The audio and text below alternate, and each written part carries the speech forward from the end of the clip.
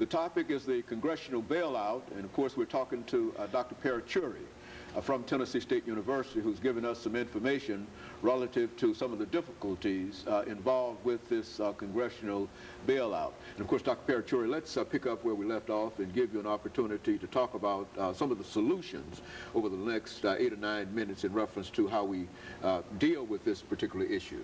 Yeah, I would go back to the experience we have had with FDR. You know, what FDR did was he had to first get the approval of the Congress to give the power to the government. Until that time, the law was interpreted more in terms of very, very absolutely conservative thing, where the Congress could not do much. Or the president could not do much. So he pushed through, he went to the people and said, look, this is the situation. Congress is not, the laws which we have now do not permit the president to really act or the Congress to act. So it was, you know, tax and spend policy which he has enlarged the earlier portion of earlier constitutional limitations, you know, they had at that time, and which helped the nation to recover out of the greatest depression we have ever had. In 1937, he was able to finally push through a number of pieces of legislation to give the power to the government and, of course, the federal government and also to the Congress. So Congress passed a piece of legislation for enlarging the amount of spending which the federal government could do, and also taxing powers. So until that time, it was not a solution available. In this context, I must mention John Maynard Keynes, who was a British economist, a mathematician turned British economist. He wrote an open letter through New York Times to the President of the United States at the time, FDR. What he did was, okay, look, whenever, there is nothing wrong with capitalistic society, but whenever the private enterprise system fails, it is the responsibility of the government to, you know, prop it up and save the nation. If it is not for John Maynard Keynes, probably it would not have been sinking in FDR's mind. But, you know, even FDR hesitated for a couple of years too, because that is a new economic policy. By the way, today everyone, whether it's conservative or liberal economists, they all say they are Keynesian economists. It was that John Maynard Keynes who has really helped improve the conditions of not only this country but around the globe. Well, his country was suffering, British economy was suffering because of the depression we have had. The same thing, it's a global depression today. And right now, you know, every country is suffering. And our unemployment has been increasing day by day, and number of people are going to be in the roles of unemployment, and these people, they have only 6 months to receive those unemployment benefits. But after that, what? So it has to be, Congress should approve something to make sure, extend that time period. Because it doesn't appear as if everything's going to be all right within the next 6 months. Within 6 months. And don't forget, number of people have been on the unemployment payroll. They may be ready for receiving some benefit from somewhere. It's not only the food stamp program which has been, you know, burdened with, but also they don't have any money to buy the basic things.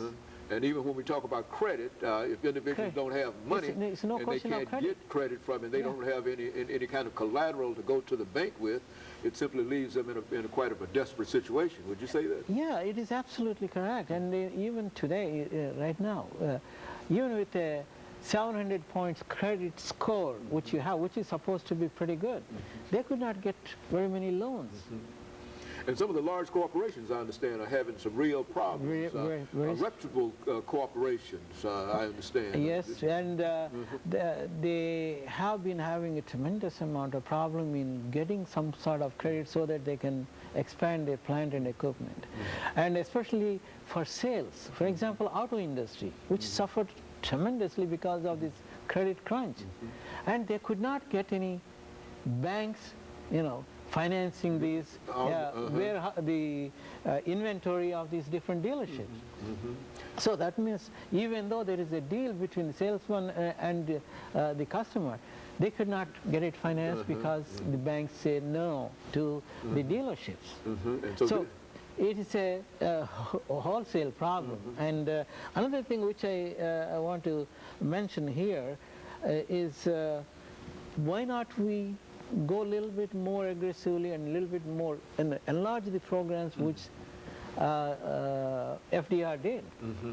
And if it is not for FDR, the country would be, I don't know where it would. And so essentially what you believe we have to do is to build on the New Deal, you see, and not to come up with something that is different, but to simply expand what has happened. It's a lot more than the New Deal of FDR. And so a lot more credit should be available, a lot more. And you should not, see, unfortunate thing in the early period was even the inflation. The prices have gone up, because number of these major manufacturing industries in this country are oligopolies. That means only few companies control the major share of the industries. So that means they are not going down in prices even though there isn't enough demand for their products. So whoever buys that, they are going to pay this high price, which automatically creates. In other words, there's no competition. Is that what we're saying? There is no competition. Unfortunately, our country, of course, we always say we are always very proud of our economic system, which is the capitalistic society where individual freedom and all that. But the thing is, at the same time, when these few companies are manipulating or holding the price lines a lot higher than what the people can afford to pay, which causes enormous amount of inflation. They cannot have other things, because of the prices increase. But and one thing, Dr. Parachuri, over the last couple of minutes before we leave today, say something about some of these extraordinary salaries that these individuals were getting, and how that might impact upon what we're doing now. It was a number of the mistaken policies of these executives have created enormous problems for all these financial institutions and these different corporations. And here they also have golden parachutes, as we call them, where number of these executives, senior executives, were getting enormous amount of bonuses and big packages for their retirement. And I remember one top executive, without naming, he is going to get about $63.5 million for that company which is failing pretty miserably. And it's not just one company. Look at all these different institutions. And every one of them had a nice golden parachute packages which would take away the investors' money, basically. And while they are suffering losses, these people are still getting those packages. And that's why in this particular program, of this bailout program, one of the most important thing is they have put a clause, especially to the bankers, for example. They have said, look, you cannot give any of these golden parachutes, you do not have to honor them, because they were the ones who messed up these companies.